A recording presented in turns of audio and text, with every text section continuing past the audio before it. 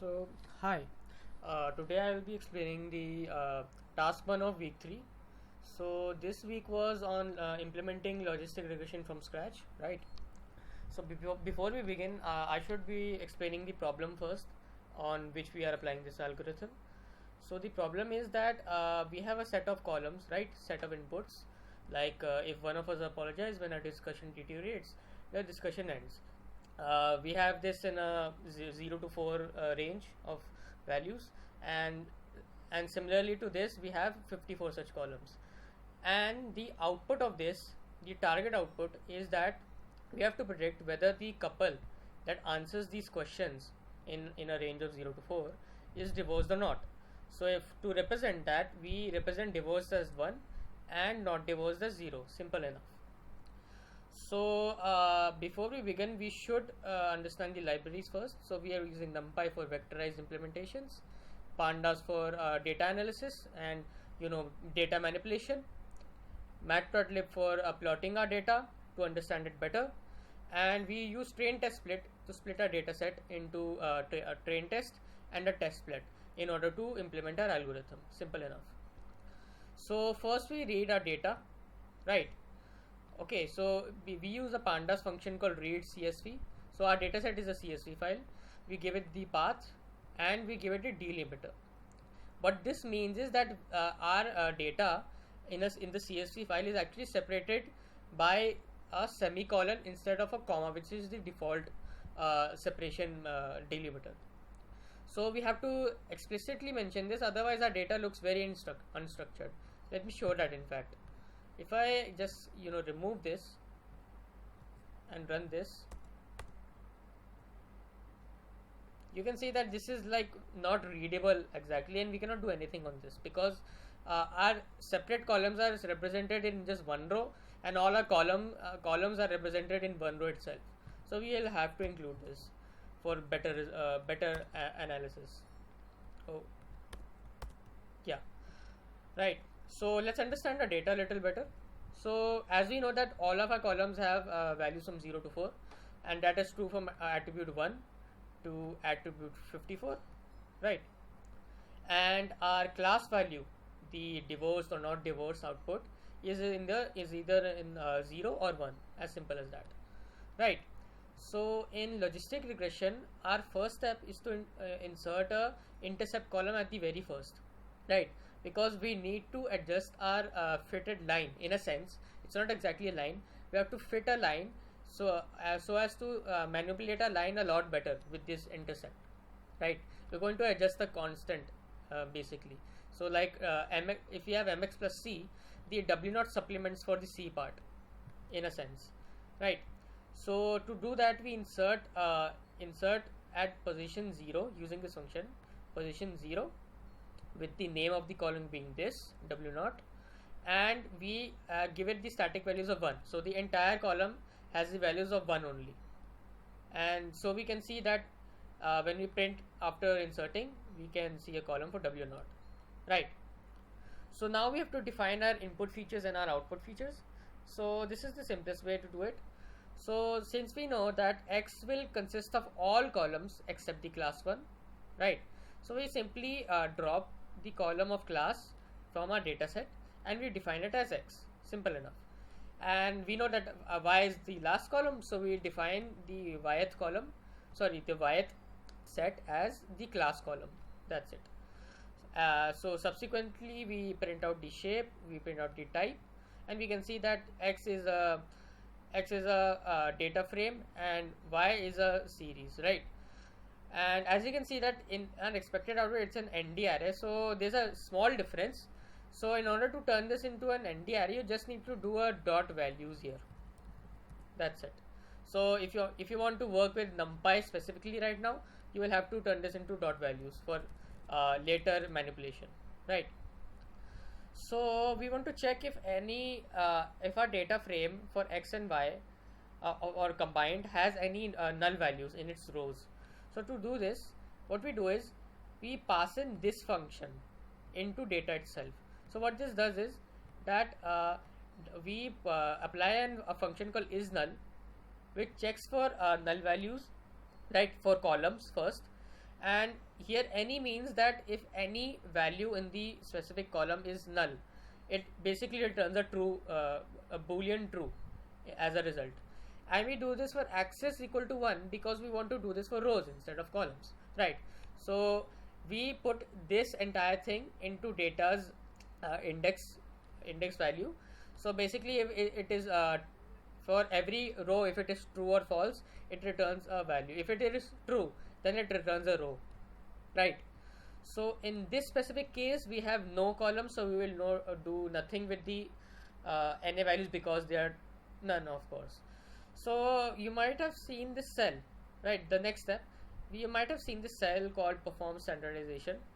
So in this specific case we did not need to do this because standardization and normalization is usually done when say 2 or 3 of our columns, or one column in fact, has a range very different from the other columns, right? So if say attribute 1 is from 10 to 10,000 and the rest is from 0 to 4, then you will have to implement standardization or normalization to make the distribution of data a little stable, and it will also improve our performance indirectly.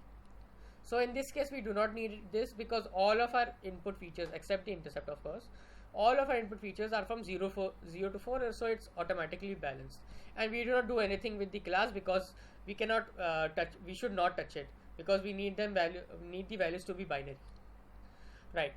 So after all that is done, basically we are finished with our data set. So the next step is to split our data set into a train and test set. So to do this we use the sklearn function, train test split, right?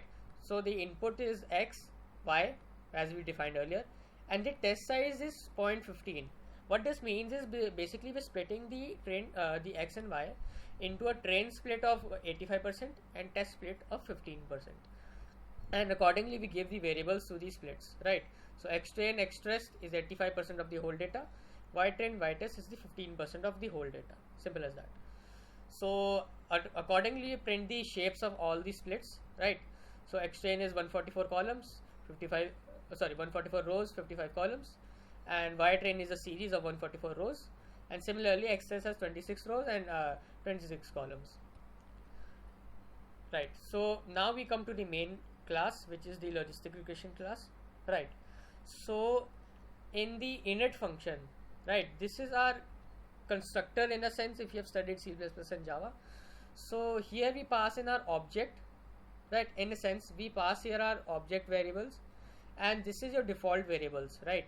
So by default your learning rate is 0.01 and max iteration is 1000, and so on, and we define the objects variables as the values given here. So self.learning rate is equal to 0.01 essentially. Same with max iterations, and we initialize a likelihoods variable as an empty list, and we also define an EPS variable as 10 to the power minus 7.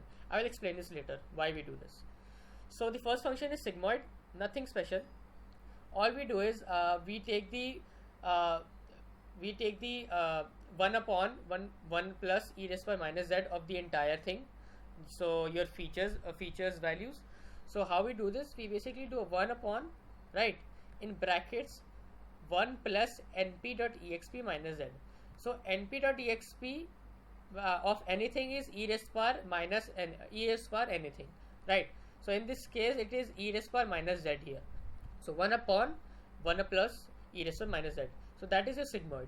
Basically this compresses your array values into a range of 0 to 1, right? So for you use this to calculate the probability for every value we have, right? So let's come to the main part, which is the log likelihood. Now this is the thing we have to maximize in this case. This is a gradient ascent algorithm. Do not forget that this is a gradient ascent algorithm. So the input is y true, the actual values, the y pred is your predicted values, right? So as we know that this function specifically deals with log values, right? So we have to remove 0 and 1 from your y pred so as to not have undefined values. So log 0 is undefined and log 1 is 0, right? So this is the implementation for removing the 0 and 1 values. So in a sense this creates a what do you call it, matrix of 1 minus 10 to the power minus 7 values, right, with the shape of ypred, and it takes the minimum, and this takes the minimum of this and ypred. So if say ypred is say 1, right, so if it is 1, then the minimum of 1 and 1 minus 10 to the minus 7 would be an array where the values that were 1, right, would become 1 minus 0.0001. So this will become the array where the 1 values turn into 0.009, sorry, 0.9999, right. Then to handle the values for 0, right, what we do is, if instead is 0, right, this entire thing has the values as 0, right, so we take another new matrix, right, where the value is point something, 0.001, so it's greater than 0 essentially. So when we take the maximum, right, the resulting array is that with the 1 values we replace them with 1 minus 10 to the minus 7, and with the 0 values we replace them with something big, something slightly, very slightly bigger than 0. So with this we basically handle the 0 and 1 values, right. Now the main function, the likelihood function, right. So normally in gradient descent you see that the default function is actually this, right. We take the minus of this, right, and we include a minus here. So this is actually called a negative likelihood function. This is for gradient descent. Essentially this also works for ascent as well, but what we need to do is, as soon as we take this minus common here, so our minus goes here, right, and we remove this, so this becomes plus, right, and this becomes plus itself. So basically this is more easier to visualize, right. So this is basically y log of your hypothesis function. Y predicts your hypothesis function, by the way. So y into y hypothesis function plus 1 minus y into log of 1 minus hypothesis function. Then we take the mean of this entire thing, and essentially we got a likelihood or cost function. Cost function in the case of gradient descent. So this value can be in a sense it will be a upward parabola, right. So we need to maximize this likelihood in a sense, so as to reach it to the peak of this upward parabola, right. So this is the purpose of the likelihood. So now the next main thing is the fitting function. So we input x and y as it is, right, and we define the number of examples according to the shape of the array. So as you can see, for x the first value of the shape is number of examples, and the second is number of features, so we define accordingly, right. So we know that our weights are applied to the features, so we need an random or a zero array and an initialized array, so to represent the to be multiplied to the features, right. So if there is like 54 features, so we will need 54 weights, so accordingly we define this. So random.rand just gives some random values to the number of features. So now we will perform gradient ascent here. So we run this for 1000 iterations. If you remember, we had this by default as 1000. So we run this with a for loop for 1000 iterations.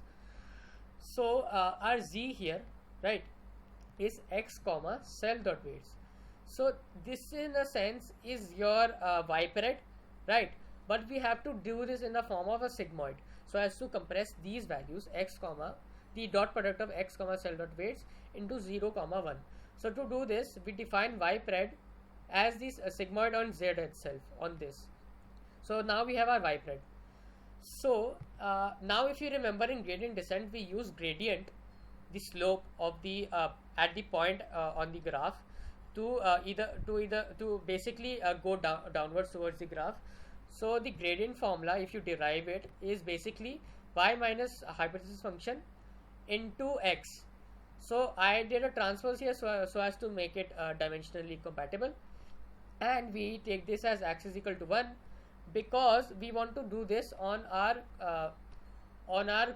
columns, right, because if we do this in our rows we basically get the gradients for our index values, not our column features, right. So we need a gradient for our column features, not our indexes, because the indexes are meaningless, and therefore we take a mean over the columns, right. Now the updation procedure. So if you remember in gradient descent, this part was minus, right? We were decreasing the value. Now in gradient ascent, we have to maximize the value. So we will have to plus. It's a common sense thing, right? So basically to self.weights, we add the product of learning rate and the gradient, right? So this is basically a step, right? We are adding a step to weights, right? So as and when as our weights are updated, right? For now it is updated, but we are not using it, right? Because we already defined bipred here.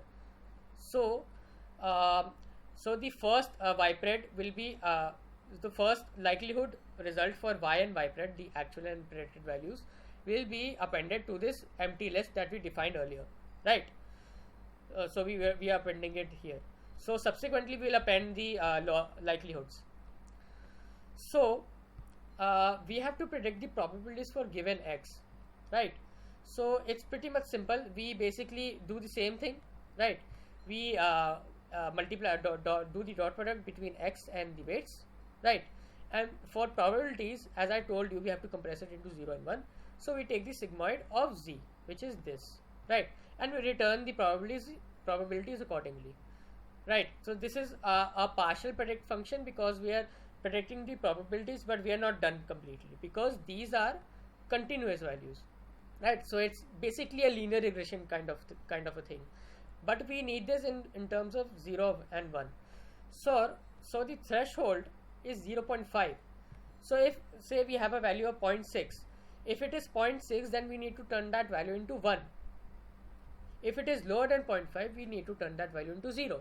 So in that case, our predictions will be in 0, 1, 0, 1, 0, 1, whatever, right?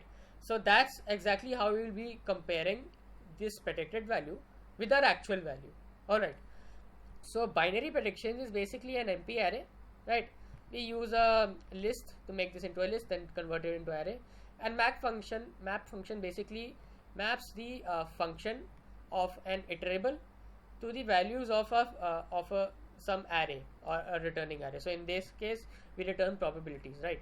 So it's doing this function, mapping this function on the return result, that is probabilities. So it's simple enough that if any value is if any value is greater than threshold, we assign it 1. Otherwise, we assign it as 0. Simple enough, right? So we are basically done with our class and defining the methods. Now we come to initializing our model. So basically we call this class object, and I import the learning rate as 0.5 specifically because I got the best result as this, right? So I could change this as anything if you want. So on 0.5 I got my best results, right? So if I do 0.5 and I implement this, then I have to fit the model on X train and Y train, right? This is our training data. On this we have to do our gradient ascent, not the test data. That is for testing our generalized parameters, right? We need to test on different data. That's why we created a test set. So now we train the likelihood after fitting, right? So the train log likelihood is basically an empty list in a sense, and we basically compute the log likelihood on Y train, right? The actual value and the predicted value, which is the probabilities on which was not compressed to 0 or 1, right? So we basically, if you remember, we take the mean of the entire thing of all the values we get appended, right? So the log likelihood, as far as the method is concerned, we take the mean of the entire thing. So when we calculate, the mean of this is minus 0.001 for training data at least. We do the same for Y test for the test set. So actual value, predicted value, right? And we get this value as well. So to see this, give me a second, I need to do this so that you can see the graph a little better. Sorry for the extreme whiteness. Let me just scroll down. Yeah. So as you can see, this is a very blocky graph. I will explain why.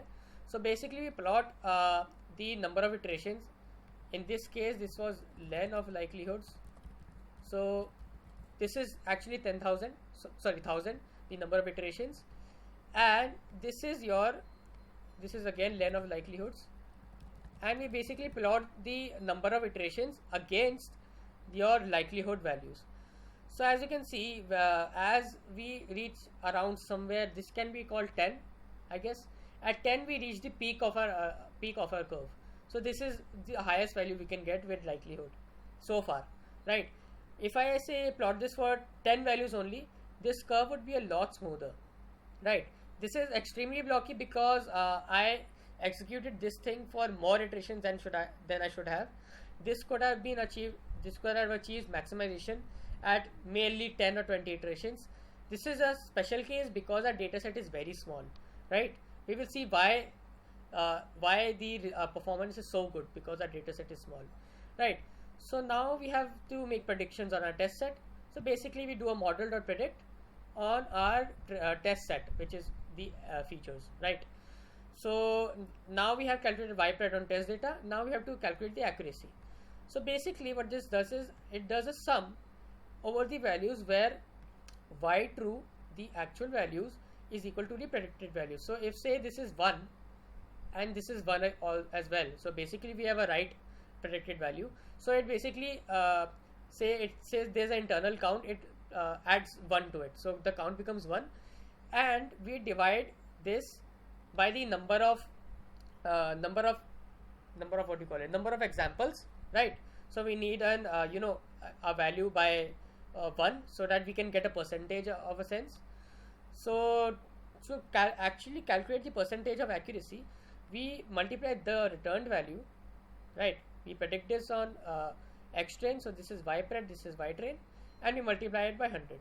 So as you can see, the accuracy of our predicted values on trained data was 100%, and same happened for your y test. So as you remember, ypred is model to predict best test, and we can see that we got 100% on both, which is very good. But the reason this happened is because our dataset is actually very small. So it's just like, I think, 170 rows, right? And for, if we see for y train, the values were like 144, and y test is like 26. So these are very less values, even though we have a lot of features, right? So now we will do the same thing using sklearn, which is a lot simpler, right? So let me just remove this for a moment, right? So from sklearn.linear model, we import logistic regression. This is similar to the class object we made earlier, but a lot better, I guess. From sklearn.metrics, we import accuracy score, right? So it basically does the same thing as this, the accuracy function, right? Then we define x and y. We already have x and y, so basically I just print x to show you. So we have the intercept, the 54 columns, and without the class, and we have the class series as well, right? So we initialize the model as same as before. In this case, I just put in the iterations as 1000 specifically, like earlier. Then I fit the model, right, on x train and y train as before.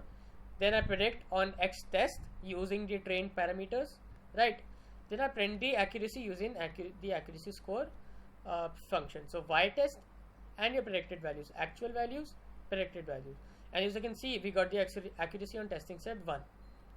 So normally sklearn does a lot better, right, as far as normal logistic regression is concerned. So but in this case we were able to achieve the same very best results with both methods. But normally you will see that sklearn does better, and this is a lot like easier to implement. So you can always look up the syntax and the documentation for it if you want to change something here. Yeah, you can look the documentation here. You can change the solver, the random state, whatever you want to change. You can accordingly check the documentation as in what do these attributes change exactly, right? So that's it from my side. This was Raghav Verma. I hope you like this session.